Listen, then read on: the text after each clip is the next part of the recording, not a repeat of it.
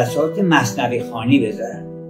بعضی از دوستان در کانادا این کارو میکنن، در جای دیگه هم کم و بیش من شنیدم که مثنوی خوانی بسیار بسیار سودمنده و بسیار پر از برکته.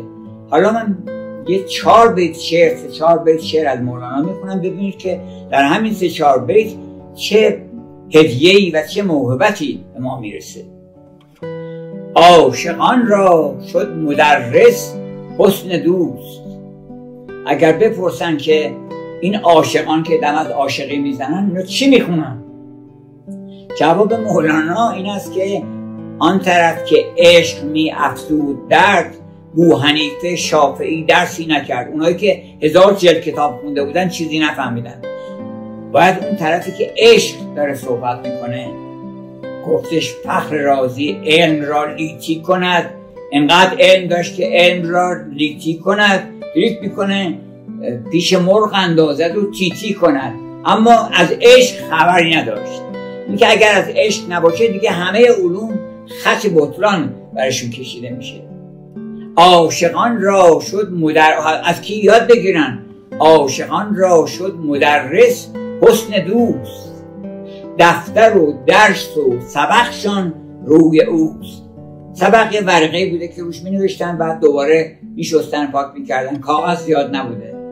دفتر و درس و سبقشان روی اوست. خاموشند و نعره تکرارشان می رود تا پیش تخت یارشان. خاموشند و نعره تکرارشان می رود تا پیش تخت یارشان. درسشان عشق و جنون و ولوله، نی زیادات است و باب سلسله.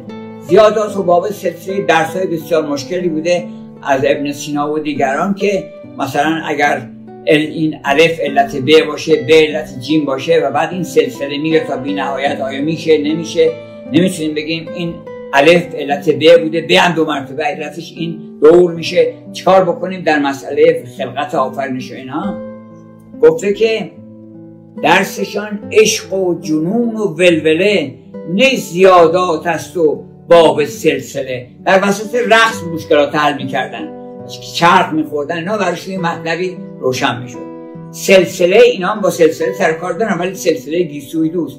سلسله این قوم جعد مشکبار، مسئله دور است، با دور مشکال در نداره.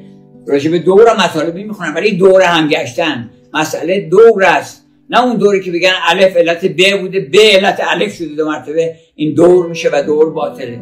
مسئله دور است، اما دور یار